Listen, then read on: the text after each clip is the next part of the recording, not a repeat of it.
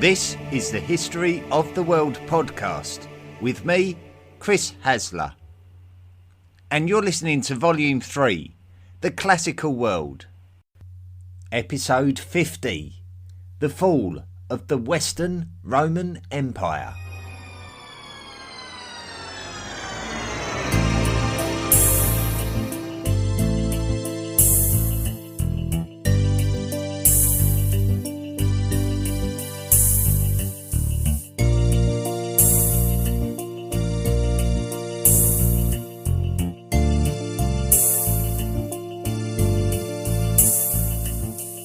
When Constantine established the capital of the entire Roman Empire at Byzantium, renaming it Constantinople in his own honour, the days of Rome's glory as the centre of the mighty Roman Empire were in the past.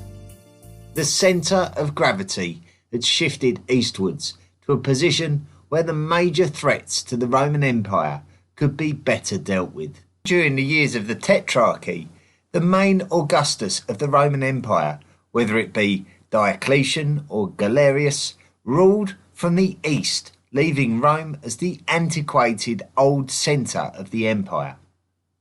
300 years earlier, Augustus and Agrippa were building a modern city that was the envy of the world. Now it was full of historical baggage and unattractive. Even the imperial city of the Roman Empire in the west had been moved to Mediolanum, modern Milan, by this time. This only left the Senate in Rome, and the Senate was not comparatively important anymore in any case. However, you still had to be very brave to take on the Roman Empire at this stage with its highly effective military and its organised constitution. It was an empire with a lot of resource, and it was an altering empire at the time of Constantine's death in 337. The next chapter of this story is about Constantine's sons, of which he had 4. One of the sons was already mentioned in episode 48. That was Crispus, who played an important role in assisting his father to become the sole emperor of the Roman Empire by helping him to defeat Licinius in 324. However, just 2 years later, Constantine had his own wife Fausta and his son Crispus executed in very mysterious circumstances.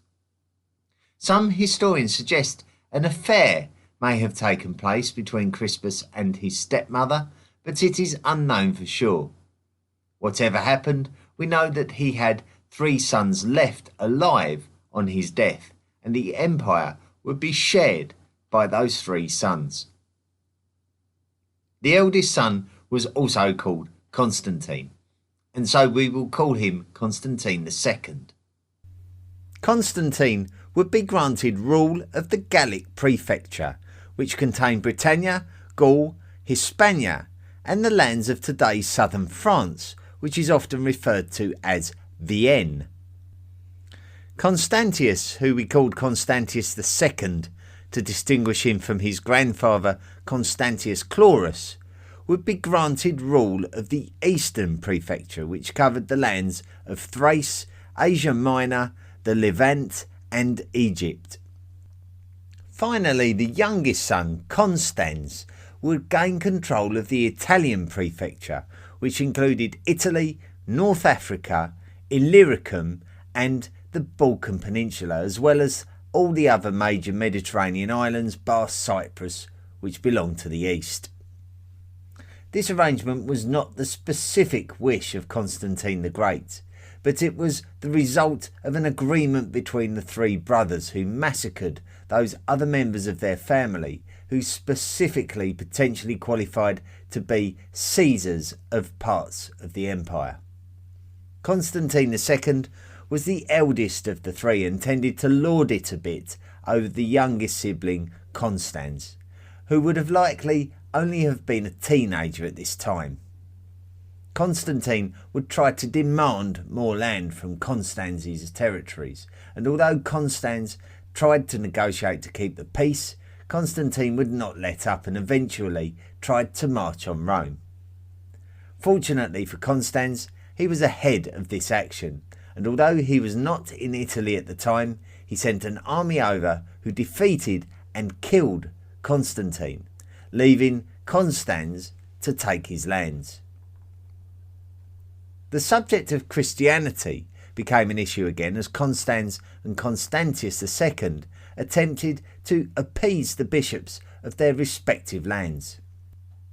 The Nicene Creed of 325, which had previously attempted to dictate the true terms of Christianity, supported the notion that the Son of God, Jesus Christ, was coexistent with God as the eternal Father and Son, and essentially a single entity. This is the homoousian Christian attitude from which Trinitarianism and Catholicism stem from. The counter-argument was from the Arianist Christians, who believed that Jesus was the Son of God but was not the same as God. Despite the Nicene Creed supporting the homoousian position, the Arians were obviously not very happy about it. Constans supported the Nicene Creed, and Constantius II did not wholly support the Arians but also had issue with the Nicene Creed, and so further confusion regarding the very nature of Christianity ensued. The religion of the empire in general was quite contestable at this stage. Traditionalist Roman pagans, Hellenists from the Greek lands, Jews and Christians of Arian and non-Arian backgrounds, just to reference the main divisions only.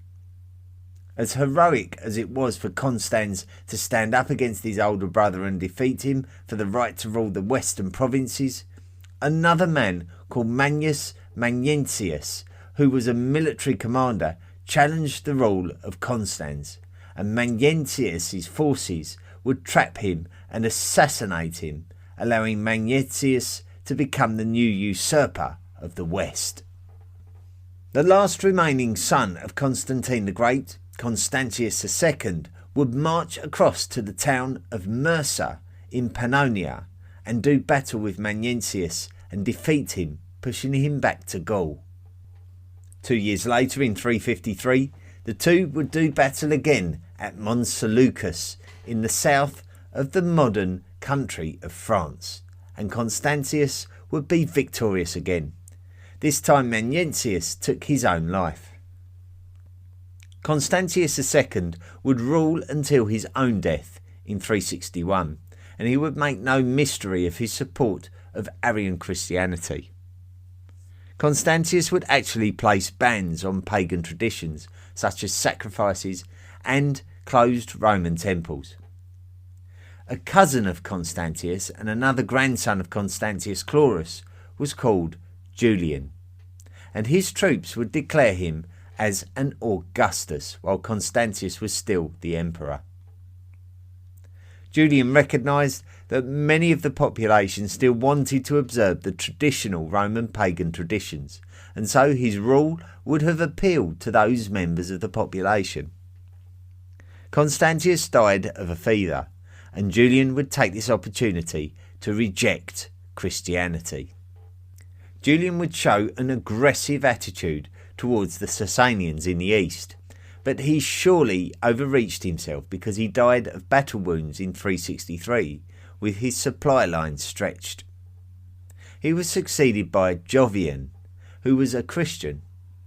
So Julian was the final non-Christian emperor, and so his historical epithet given to him by Christians gives us the name Julian the Apostate.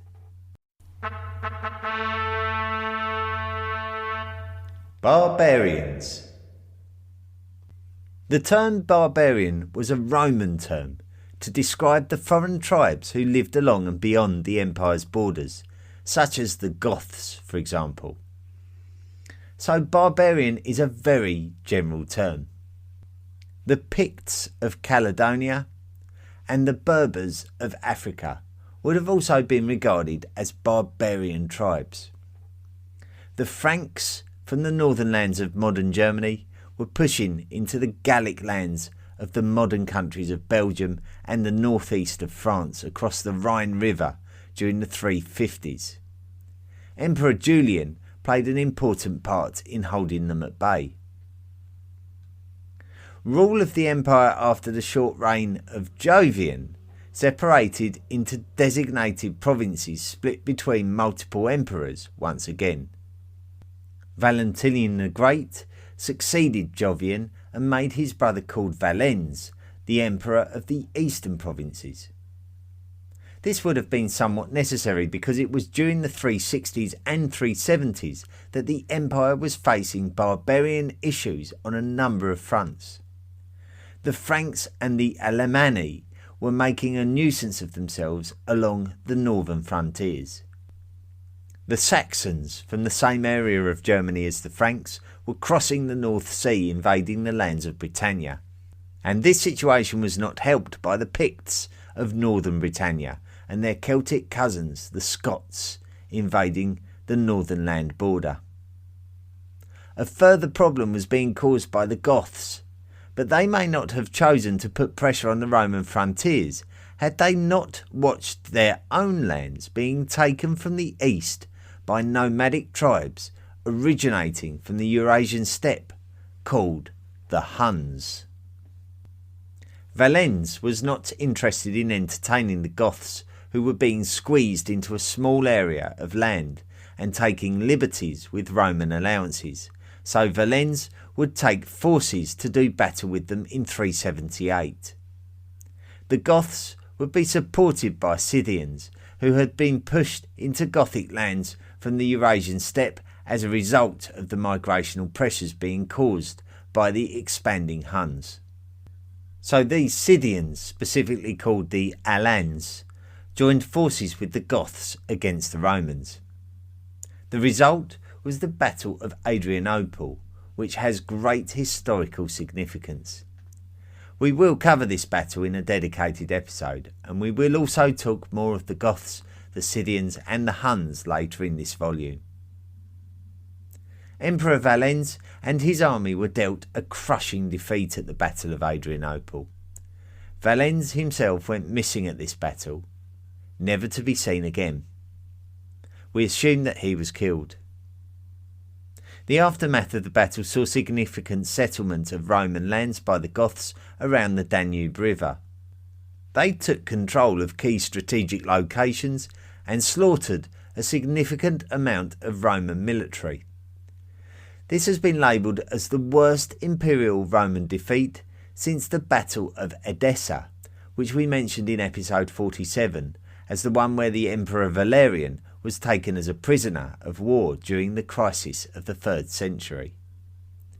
It may have been the worst physical defeat of the Romans since the Battle of Cannae, when Hannibal Barca of the Carthaginians inflicted the deadliest day in history of Europe on the Romans some 600 years earlier during the Punic Wars, and a battle that we covered in episode 29. The Goths, who settled within the Roman Empire, were coerced into becoming allies to the Romans, but this arrangement would create a weak bond which only existed while the Romans could rebuild their army. Those Goths who settled the Roman lands are distinguished as the Visigoths. The Roman emperor who was entrusted with the task of rebuilding the empire was Theodosius, a devout Christian from Hispania. It was he who instigated the Edict of Thessalonica with his co-rulers in the year 380, which dictated that Nicene Christianity, that doctrine of Christianity agreed by the Romans in 325, should be the official religion of the empire, and that all traditional Roman paganism and unorthodox versions of Christianity, such as Arianism, be branded as heresy. This would be supported by his co-ruler in the west called Gratian, who exercised the word of this edict. Temples and practices that were not in line with the orthodox Nicene Creed of Christianity would be destroyed and banned. While Theodosius continued to rule in the east, there was a sequence of quicker periods of rule in the west where the emperor died or the throne was usurped. In 392, the throne of the Western Roman Empire was usurped by a man called Eugenius, who was an advocate of traditional Roman religion and a close ally of the Frankish-born Roman army officer called Arbogast, who didn't feel that he himself would be accepted as the emperor due to his Germanic origins. Theodosius did not trust Eugenius and Arbogast and met them on the battlefield supported by the Visigoths at the Battle of the Frigidus in 394. Theodosius was victorious, with Arbogast committing suicide, and Eugenius was executed, bringing to an end the last hopes that paganism in the Roman Empire would be tolerated. Theodosius would become the sole emperor of the empire, but he died at the beginning of the following year. His sons would split the empire into two once again, but this time the Roman Empire as we know it would never be ruled by a sole emperor ever again. Theodosius's two sons were young, and so their respective reigns were dominated by others. Honorius was just 10 years old when his father died and left him in charge of the Western Empire. It would be the military general Stilicho who would effectively act as his regent. Stilicho played a major role in Theodosius's victory at the Battle of the Frigidus, which had further crippled Roman military resources. Stilicho was also half Vandal, being the son of a Vandal military officer. The Vandals were yet another group of Germanic peoples who have been allowed to occupy areas of Pannonia for a number of generations before this point in the story, and there is no real evidence of a history of tension between the Vandals and the Romans, although they would have still been very much considered as a barbarian race. Stilicho's story is an interesting one, as he took responsibility for dealing with all the problems of the migration period caused in large part by the Huns. Many tribes, including those of Vandal origin, were being forced westwards by the invading Huns, and they were being forced into the lands of Gaul.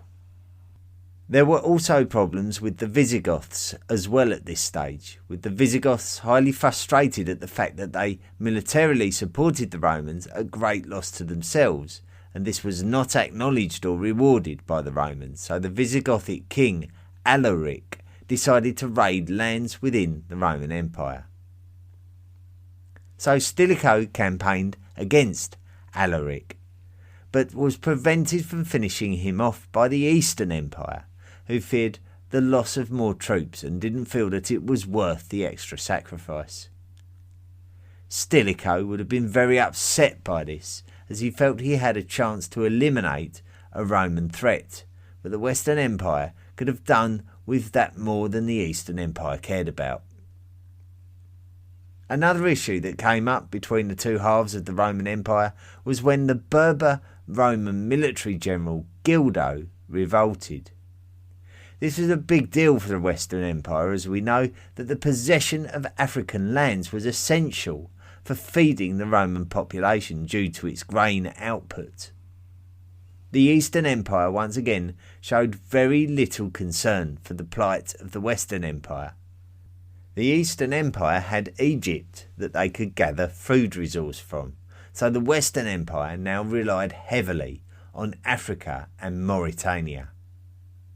At the same time, the Picts were causing more problems on the northern fringes of Roman territory in Britannia. Governing the Western Empire was a thankless task now, with so many invasions and revolutions, and little assistance from the Eastern Empire, who preferred to protect themselves. By very late in the first decade of the 400s, the Western Empire was in complete turmoil. With the Visigoths now across the Danube, the Vandals and the Alans had to cross the Rhine into Gaul alongside other Germanic tribes who had been displaced by the Huns, and they were called the Suebians. The Roman armies in Britannia had decided to declare their own emperor, So if foreign invasions were not enough to deal with, there were now civil uprisings too. The Visigoths under Alaric were still attempting to push into the Italian peninsula. Stilicho's work was quite simply impossible. There was no way to deal with this situation. The Vandals, Alans and Swabians pushed southwards and settled the lands of the Iberian Peninsula, effectively stealing this land away from the Roman Empire. The Romans retained the northeast quarter only. This was despite the locally declared emperor in Britannia, who ruled as Constantine III, crossing into Gaul and attempting to do battle with these barbarians. Stilicho was removed from power and executed for his failings by the now mature Honorius, who was the true emperor anyway. Constantine III would do battle with the forces of Honorius, who eventually had to concede to co-ruling the Western Empire alongside him. However, Constantine's departure from Britannia was seen more as an abandonment by those residing there, and so the people of Britannia had to fend for themselves without Roman support.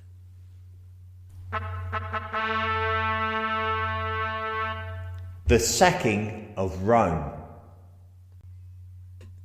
With so much going on so many fronts, involving so many tribes and armies, it is very hard to describe all of the events going on. In summary, the Western Empire was losing territory to barbarians along most of its frontiers. It was in the year 408 that Alaric, an ally of the Romans but certainly no friend, requested of Rome that his Visigoths be granted more money and more land. Rome refused, and so Alaric decided to make them pay. Alaric may have felt that he could have negotiated with Stilicho, but now he was dead, he would have to deal with Honorius himself. Honorius simply frustrated Alaric, and so Alaric chose to besiege Rome on 3 occasions, with the third occasion seeing the Visigoths entering the city through the gates and sacking it. The pillaging took 3 days, so this was 3 days of terror for all of the residents, regardless of their social standing, slave and master alike. Rome was no longer the Western capital, so Honorius was not there. Instead, he was in the newest capital city of Ravenna. The sacking of Rome sent shockwaves throughout the entire Roman world though, as this was still a significantly symbolic city, and a city that had not been sacked in this manner for 800 years. Before Alaric could make any further significant action in the empire, he died of an illness. The Visigoths would eventually resettle later in the 410s in Gaul, along the Garonne River, and the area around this would become a new Visigothic kingdom within the Western Roman Empire. Honorius eventually died in the year 423, and by that time things had become a bit more peaceful. But the Western Empire had lost a significant amount of land during Honorius's reign. Britannia was now lost, as well as the southern and western Iberian Peninsula. The Visigoths had gained some autonomy of their new kingdom in southern Gaul, and another Germanic tribe called the Burgundians had acquired a significant portion of land along the eastern fringes of the modern country of France. All of this was lost land, and that also meant lost tax money.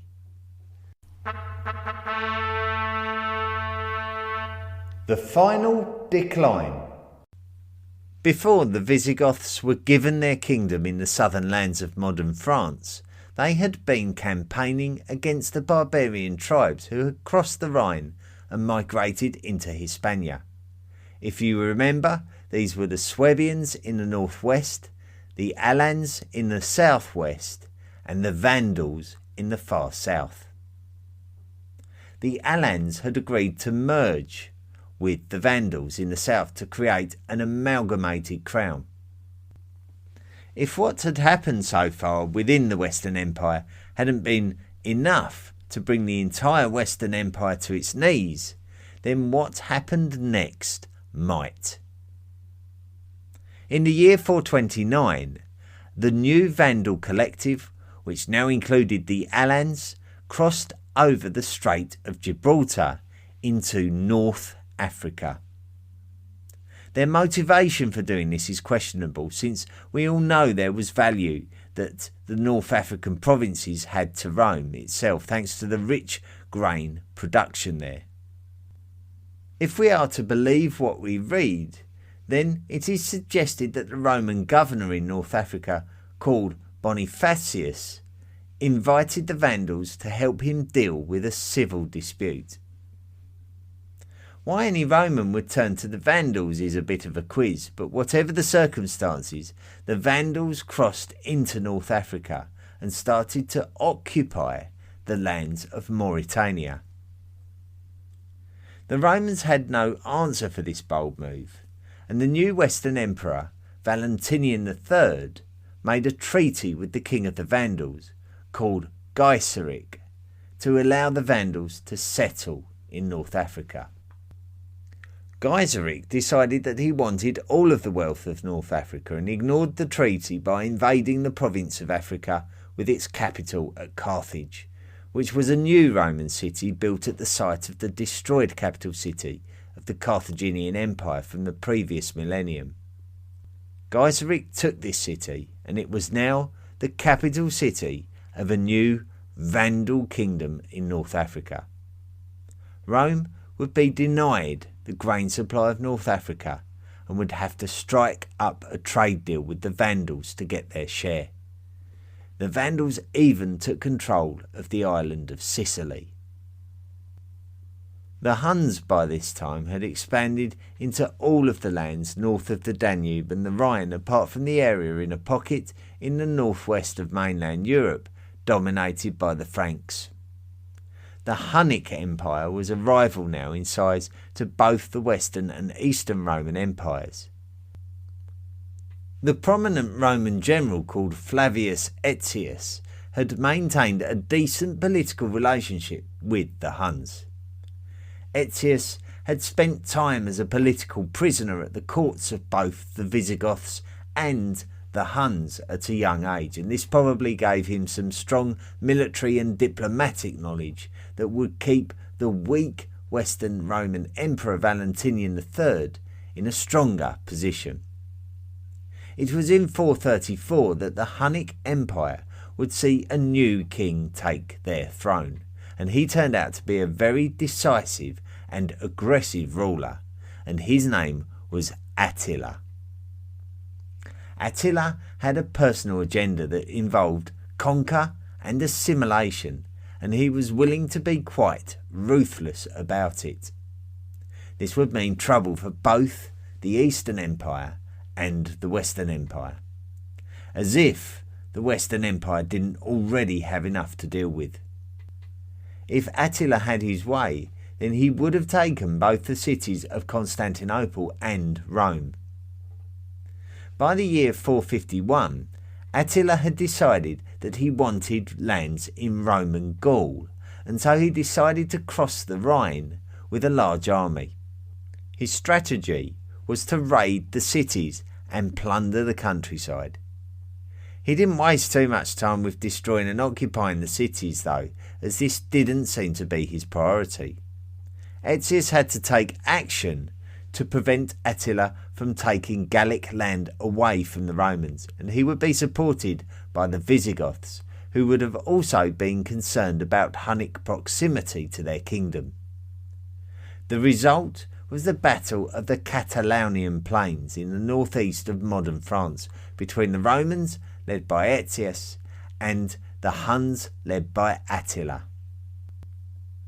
This ferocious battle ended in a bit of a stalemate, which was good for the defending Romans, as it had prevented Attila's further advances.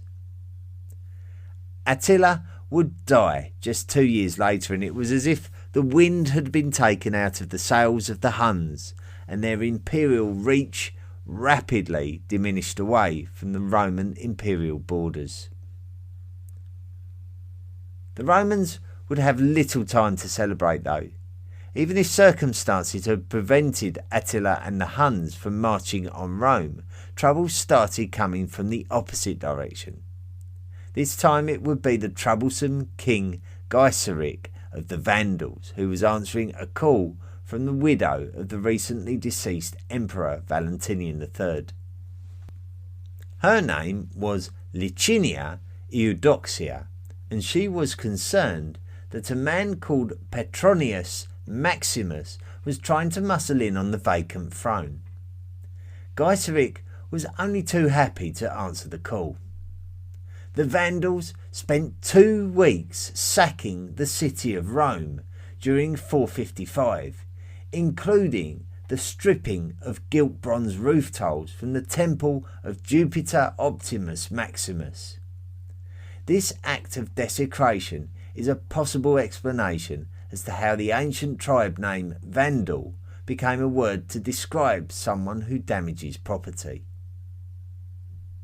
The power of Rome's neighbours such as the Visigoths, the Vandals, the Burgundians and the Franks measured up to the Romans now, and the Western Roman Empire was now just one of a series of Western Mediterranean kingdoms who chopped and changed their allegiances according to the mood of the day.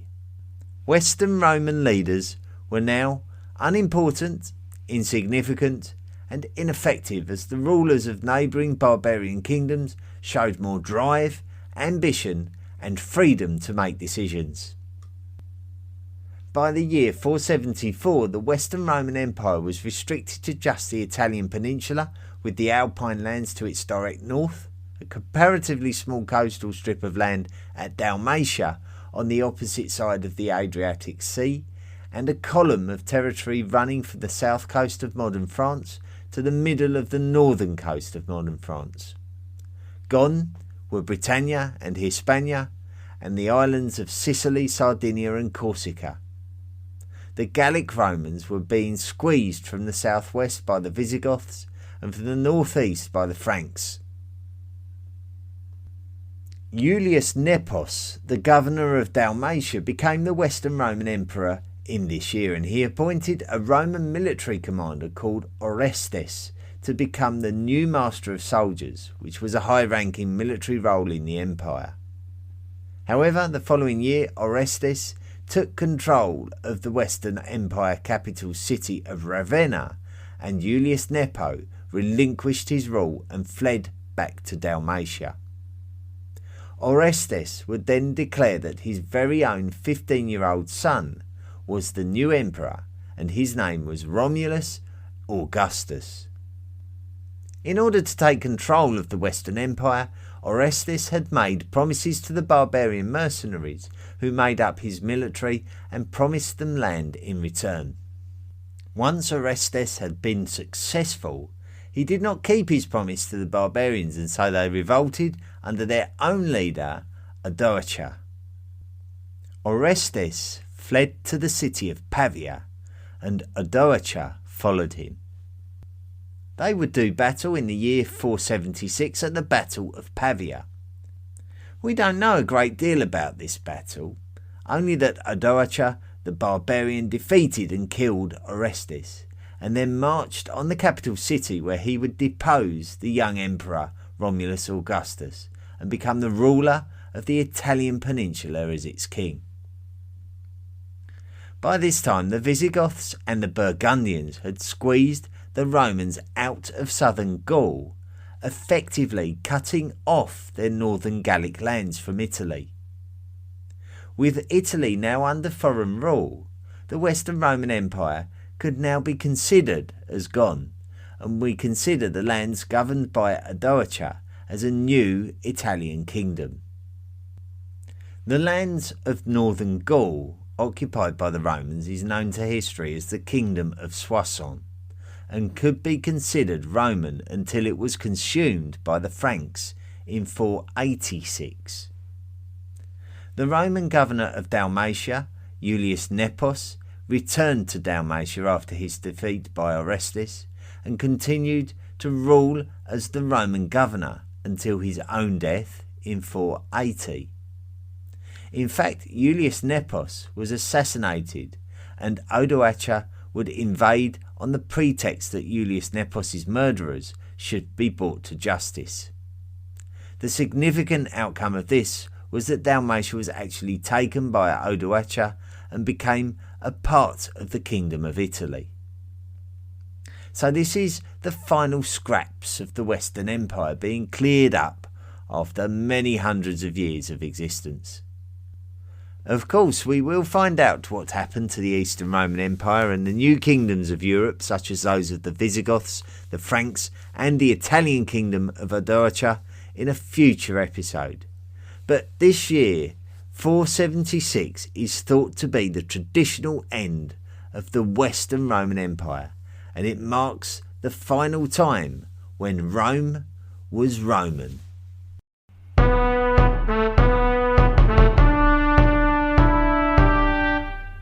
Well, there you go.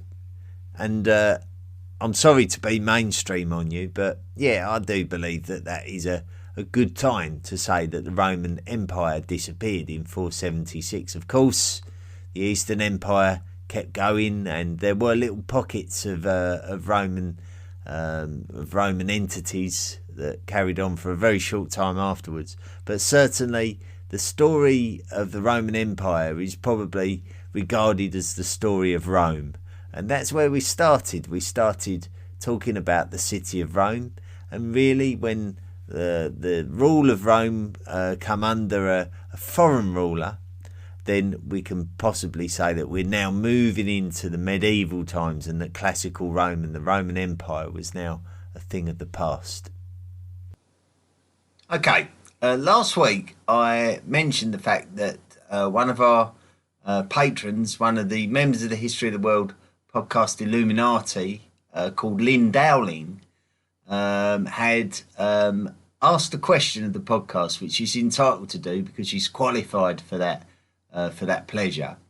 And let's see what she has asked. So she's put, "Hi Chris, I've been thinking a lot about my question. It's the first one that came to mind, but then I thought, no, maybe there's a better one. After a lot of time, I finally decided to go with my first choice. Here it is, and I hope it doesn't prove to be controversial. I do not intend it to be.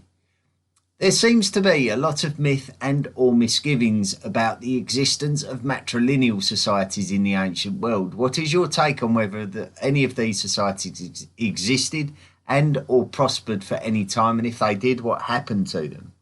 I truly love listening to the podcast, but it's obvious that the history of the world is largely a history about men. As you point out, evolution was and never will be perfect and had to make some compromises along the way, e.g. a female pelvic size that facilitated mobility but not easy childbirth. Perhaps the survival of the species, at least until the present age, depended on women attending to the business of procreation and nurturing, and not so much on conquering other lands and peoples. Still, could there have been simply no societies throughout the whole sweep of history that were not patrilineal? Cheers, Lynn in San Diego." What a fascinating question, indeed. And disappointingly, I don't really know the answer to this, and I'll just clarify what I understand by this question. So, there's sort of two words that come into play here. There's patrilineal and patriarchal. If we're talking about patrilineal societies, that's where titles and possessions and that kind of thing are passed down through the male line, and there are plenty of examples of matrilineal societies where the female would be passing down her her honours to the children and that kind of thing.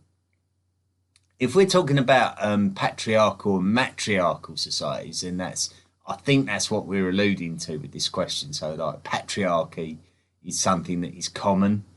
Matriarchy is something that is debated and especially ancient societies as well, are very interesting.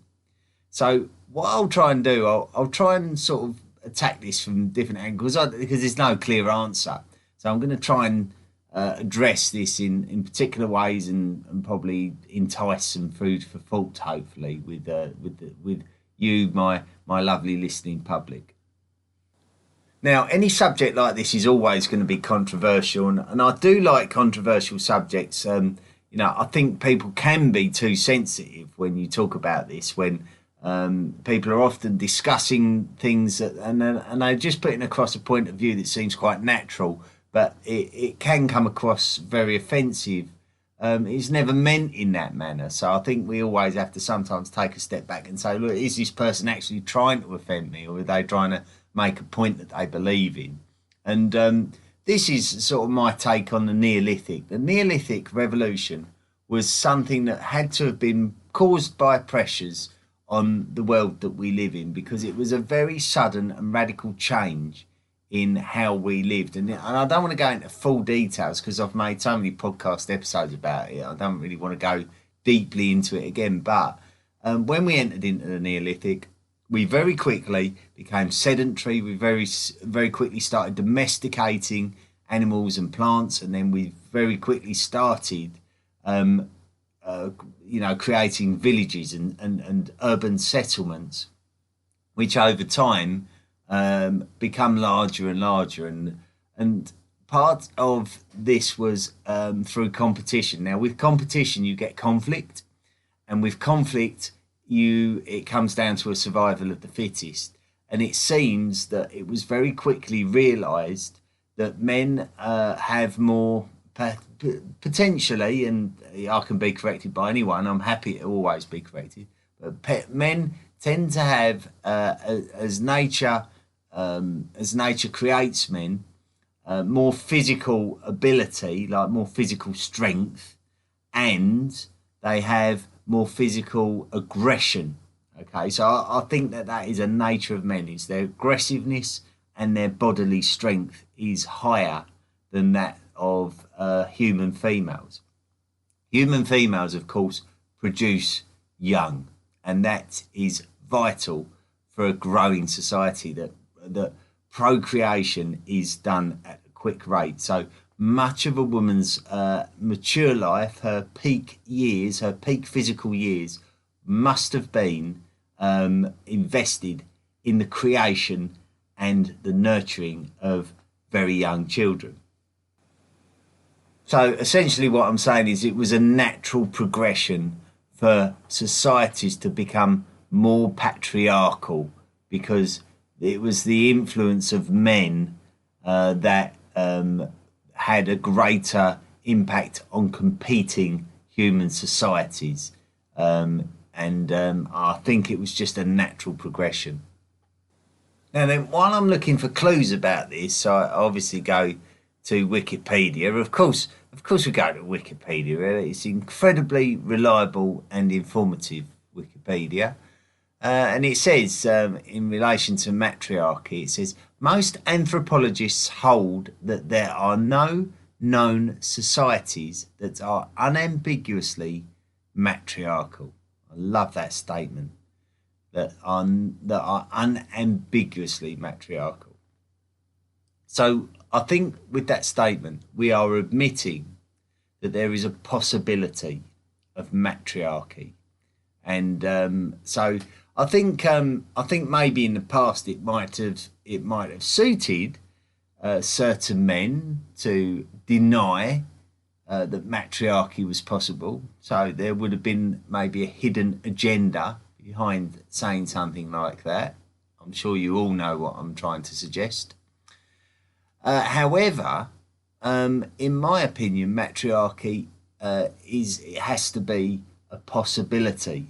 And the reason why is because of what I've just described as the triggers for patriarchy. So I've said that it's indeed competition for resource is something that describes the Neolithic well, and that inevitability of patriarchy, which some people have described it as an inevitability, but I believe is only an inevitability in certain scenarios, such as the typical Neolithic of maybe Mesopotamia, let's say, for example.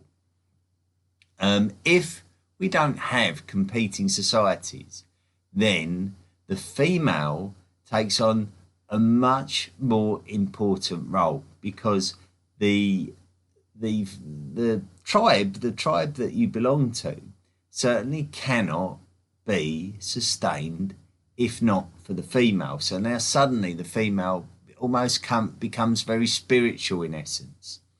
And so in terms of and we can sort of potentially see this in the animal kingdom, like you sort of see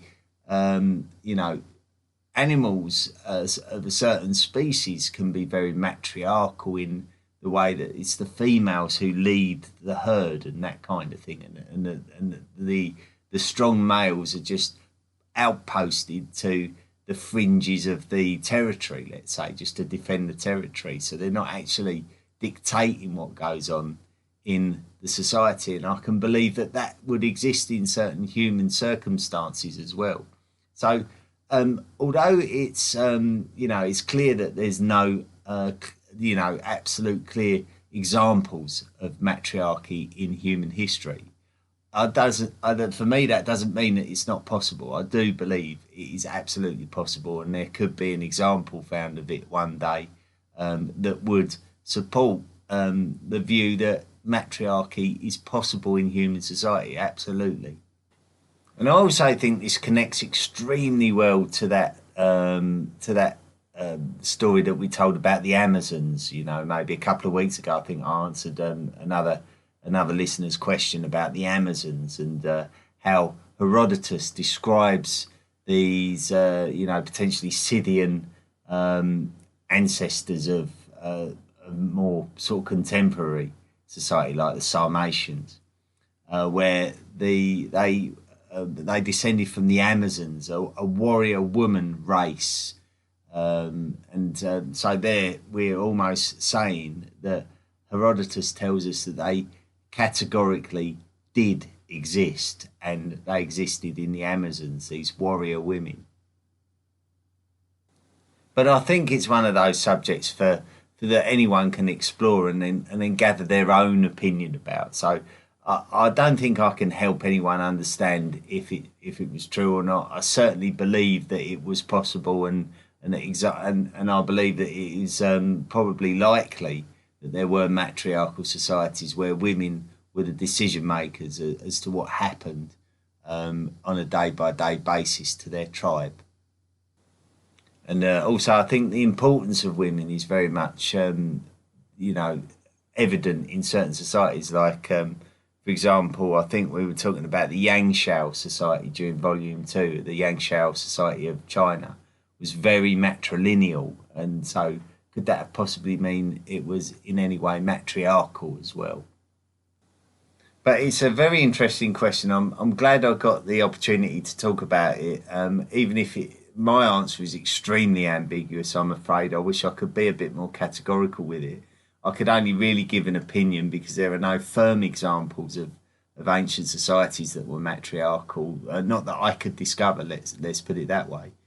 And certainly I think there are probably many men in the modern world who believe that matriarchy actually exists within the four walls of their house, of their own home. So I'm sure you'd find a lot of men there that would admit to the existence of matriarchy in their own lives. So, but incredible question. Thank you so much. And I'm very, very interested. If anyone's listening to this that does have an opinion or thought or anything that they want to share on this subject, please write in, and we can go to the discussion forums as well. So, but that question was thanks to Lynn Dowling, who is a History of the World podcast Illuminati member, and as such was awarded the right to ask that question.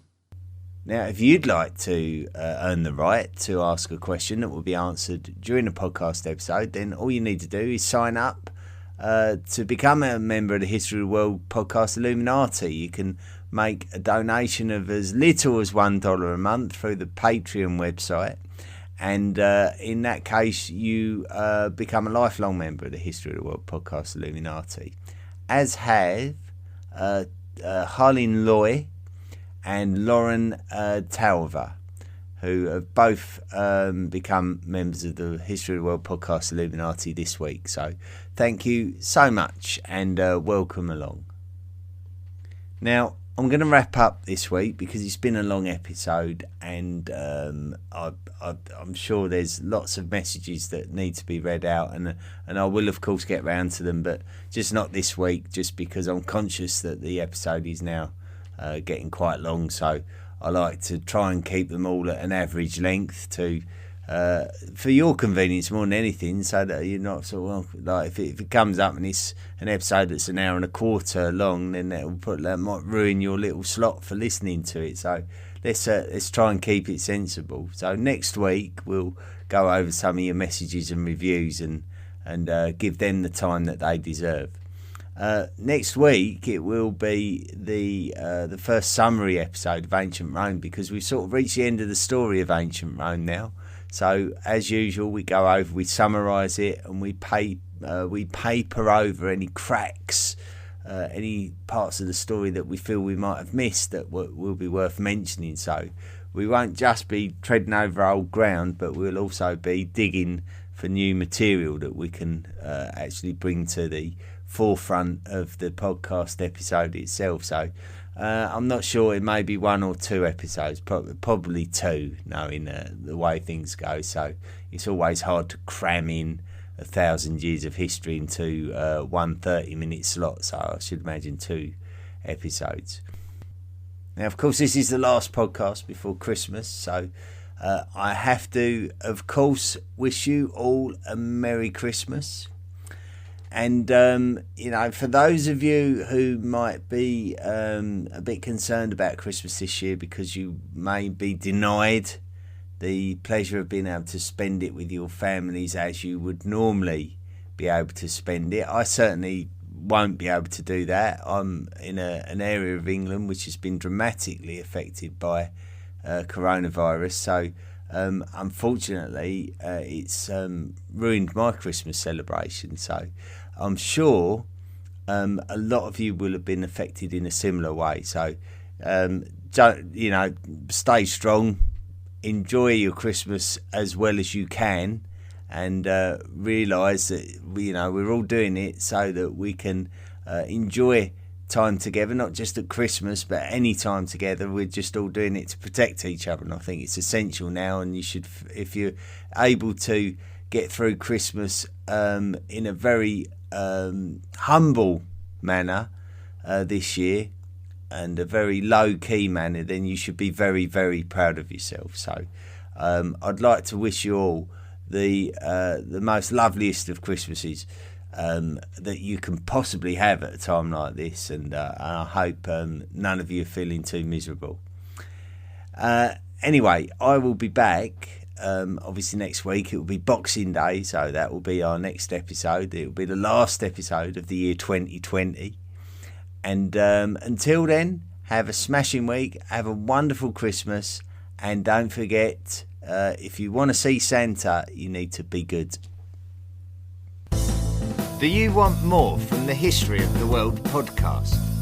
Then visit our website, historyoftheworldpodcast.com. You can join our discussion forum and find us on social media.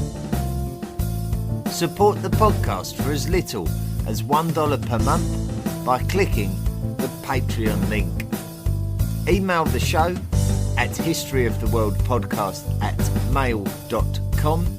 The best ones will be read out. Be sure to rate and review the show wherever you listen to us.